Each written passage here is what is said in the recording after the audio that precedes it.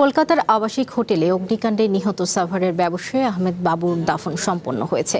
সকাল 10টায় হিজলা কেন্দ্রীয় মসজিদ মাঠে আহমেদ বাবুর জানাজা অনুষ্ঠিত হয়। পরে তাকে আমিনবাজার বটদেশি কবরস্থানে দাফন করা হয়। একই ঘটনায় প্রাণ হারানো অন্য বাংলাদেশিদের শেষকৃত্য ও দাফন সম্পন্ন করেছে তাদের পরিবার। নগদ নিয়ে এলো হার না মানা হার অফার। সর্বনিম্ন 10,000 টাকা রেমিটেন্স নগদে পাঠালে থাকছে স্বর্ণের হার জেতার সুযোগ।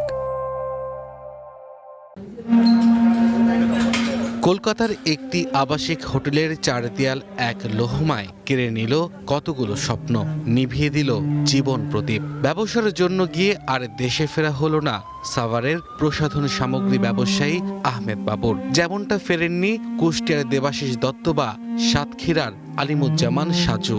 জীবনের খোঁজে ঘর ছেড়ে যাওয়া মানুষগুলো ফিরেছেন নিখাত কফিনে নীরব হয়ে। কান্নার নীরবতায় আহমেদ বাবুর শেষ বিদায় সাভারের হিজলা কেন্দ্রীয় মসজিদ মাঠ। যে মাঠে হয়তো কোনো এক সকালে হাসি মুখে হেঁটে গেছেন বাবু, আজ সেখানেই সারি বেঁধে দাঁড়ানো শত মানুষ আহমেদ বাবুর জানাজা পড়তে।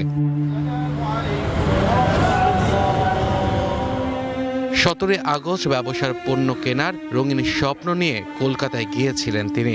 18 আগস্ট গভীর রাতের আগুনের লেলিহান শিখা সব শেষ করে দিল। জানাজা শেষে আমিনবাজার বটদেশি কবরস্থানে দাফন করা হয় তাকে। তার সাথে এমন হবে আল্লাহরই পরিকল্পনা ছিল, কিন্তু আমরা আসলে আন্তরিকভাবে দুঃখিত। আমার বাচ্চা দুটাকে এতিম বানায় চলে রেখে গেল। আমি সরকারের কাছে এইটাই বলবো, সরকার আমার বাচ্চা দুটো জানি একটু দেখে। ছোট ছোট দুটা বাচ্চা, এদের ভরণ পোষণ কিভাবে কি করবে আমার বোন?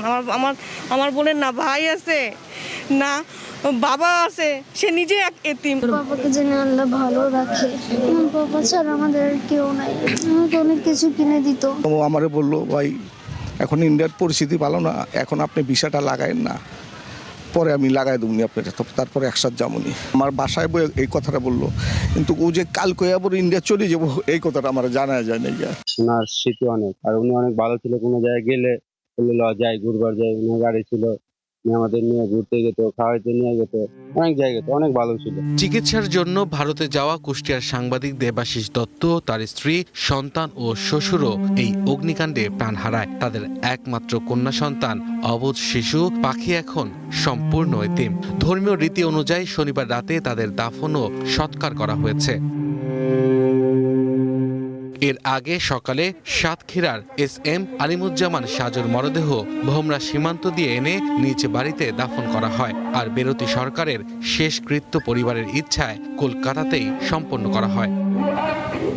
Abdul Al Mamun, one national desk.